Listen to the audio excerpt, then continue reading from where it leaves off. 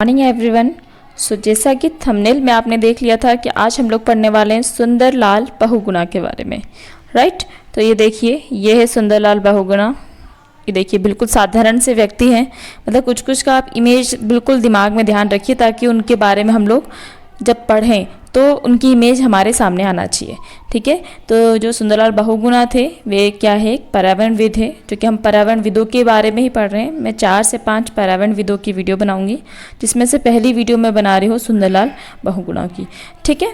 सुंदरलाल बहुगुणा जैसे कि आपको देखने में लग रहे हैं गांधी जी टाइप के थे, तो इनकी भी जो विचारधारा थी वो गांधी जी जैसी थी, ठीक है। इमेज को दिमाग में बिठाओ पहले, ठीक है। व्यक्ति सिंपल सादे हैं, ठीक है। दूसरी बात यह है कि गांधी जी के विचारों पे थे, और तीसरी बात क्या है, ये पर्यावरणविद थे, ठीक है। अब पर्यावरणविद तो इन्होंने क्या क्या चीज़ों में भाग लिया है, ठीक है। तो पर्यावरणविद है तो इन्होंने एक चीज़ तो पेड़ों के बारे में, मतलब पेड़ों की कटाई की मनाही करी, ऊपर से जो क्या बोल सकते डैम वगैरह बनते हैं उसमें भी इन्होंने रोकथाम करी है, ठीक है। जो डैम बनाते हैं तो उससे क्या होता है, पहली चीज़ तो लोगों विस्थापित होते हैं, ठीक है।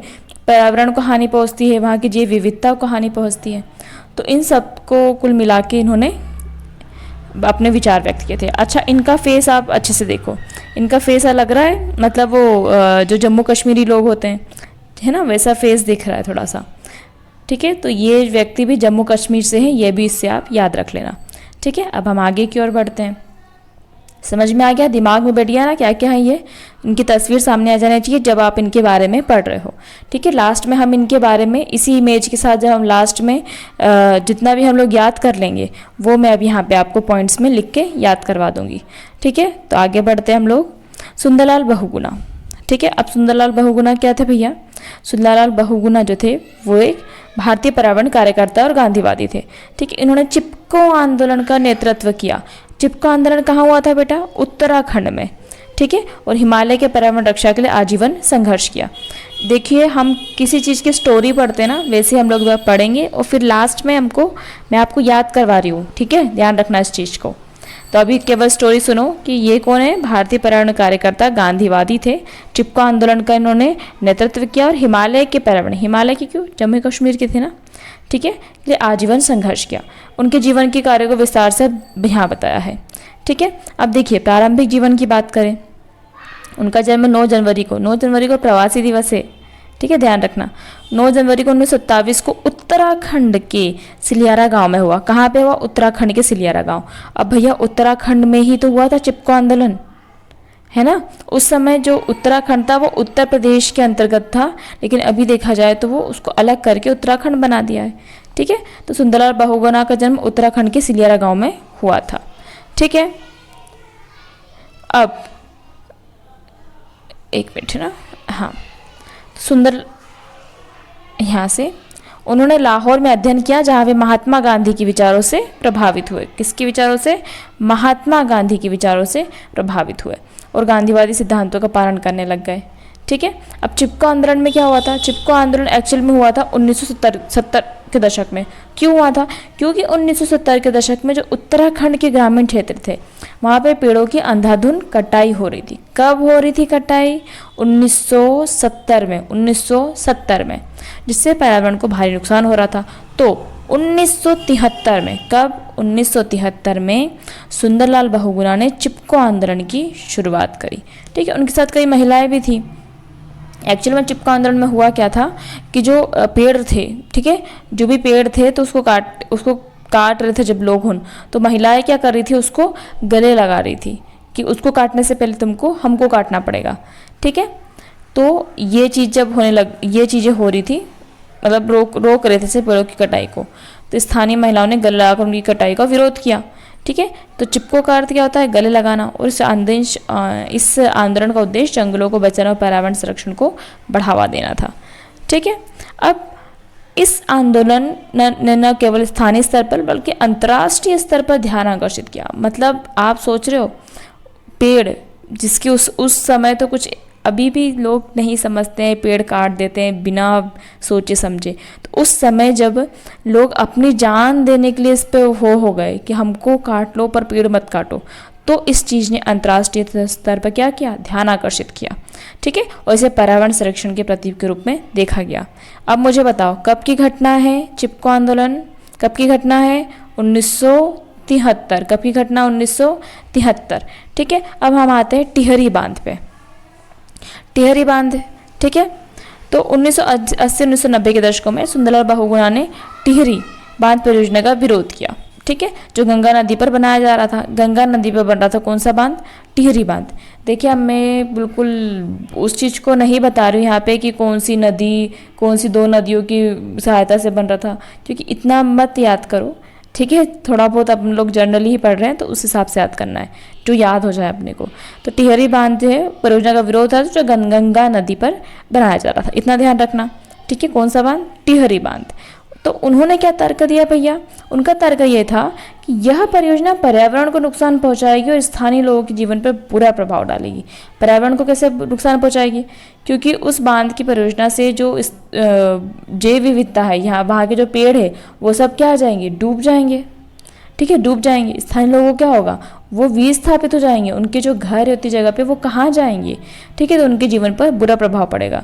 अपन जब पूरा अपना घर बसा लो और एकदम से ऐसा कुछ हो जाए और सरकार बोले कि आप यहाँ से चले जाओ, तो सोचना पड़ता है। ठीक है, तो उन्होंने इस मुद्दे पर ध्यान आकर्षित करने के लिए लंबे भूख हड़ताल की और पर्यावरण न्याय के लिए संघर्ष किया।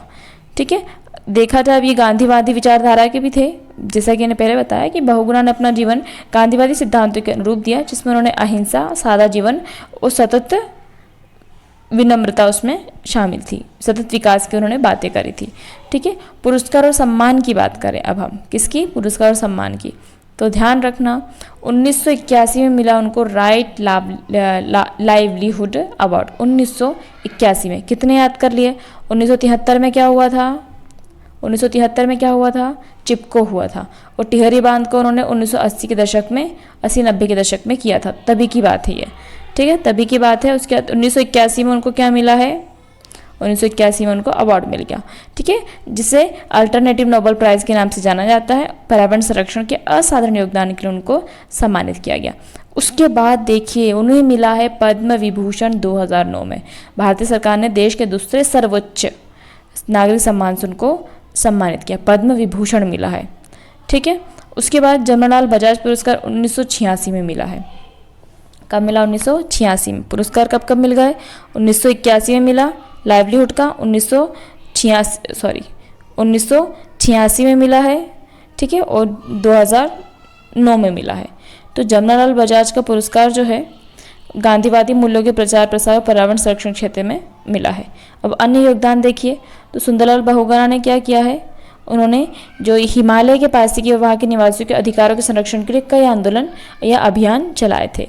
ठीक है, इसके अलावा उन्होंने जल संरक्षण और ज़मीन के संरक्षण के महत्व को समझाया और ग्रामीण क्षेत्रों में पर्यावरणीय जागरूकता बढ़ाने का प्रयास किया। उनके जीवन का उद्देश्य पर्यावरण और समाज के बीच संतुलन बनाना था, जिससे मानव और प्रकृति दोनों का ही समान रूप से विकास हो। ठीक है, इनका निधन देखिए, इनका निधन अभी 21 मई 2021 को हुआ है, लेकिन उनके विचारों का आज भी पर्यावरण संरक्षण में बहुत प्रेरणा स्रोत बने हुए हैं। ठीक है, तो सुंदरलाल बहुगुणा का हम निष्कर्ष कह सकते हैं, सुंदरलाल बहुगुणा का जीवन और कार्य हमें यह सिखाता है कि दृढ़ संकल्प और सामुदायिक भागीदारी के माध्यम से, है ना, क्योंकि वो भी गांधीवादी विचारधारा समूह में लोगों को लेके चलते थे, पर्यावरण संरक्षण के लिए बड़े बदलाव लाए जा सकते हैं। आपको कदम तो आगे बढ़ाना पड़ेगा ना। उनका योगदान न केवल भारत में बल्कि विश्व भर में पर्यावरणीय न्याय और सतत विकास के लिए एक प्रेरणा का स्रोत रहा है। ठीक है, तो सुंदरलाल बहुगुणा के बारे में हमने इतनी चीज़ें पढ़ी हैं। अब वापस आ जाते हैं हम उनकी फ़ोटो पे। उनकी फ़ोटो के देख के अब बताओ, उनकी फ़ोटो को देख के क्या क्या समझ में आ रहा है। पहली चीज़ पर्यावरणविद थे वो तो ठीक है, अब देखो क्या क्या चीज़ें याद आएंगी इनको फ़ोटो को देख के, है ना। हाँ, तो पहली चीज़ ये कहाँ के थे, उत्तराखंड के थे। ठीक है, दूसरा उन्होंने 1973 में चिपको आंदोलन किया। फिर 1900 क्या था 80-90 के दशक में टिहरी बांध की बात कर ली। ठीक है, 1981 में उन्हें लाइवलीहुड का पुरस्कार मिला। 1986 में उनको कौन सा पुरस्कार मिला था, कमेंट करके बताना। और 2009 में हमको क्या मिला था, भारत का दूसरा सर्वोच्च सम्मान पद्म विभूषण मिला था। ठीक है, इसके अलावा उन्होंने बहुत सारे अन्य काम भी किए और उनकी देहांत कब हुआ उनका 21 को, ठीक है। तो 2021 में उनकी मृत्यु हो गई, ठीक है। तो उनसे हमें बहुत सारी सीखें मिली है। तो ये आज की वीडियो में मैंने आपको बताया है, इसको एक बार ढंग से देख लो, सुन लो, तो इसमें आपको इनके बारे में कंटेंट जो वो याद भी हो जाएगा। ओके, सो हम लोग मिलते हैं अब नेक्स्ट वीडियो में। Thank you for watching my video.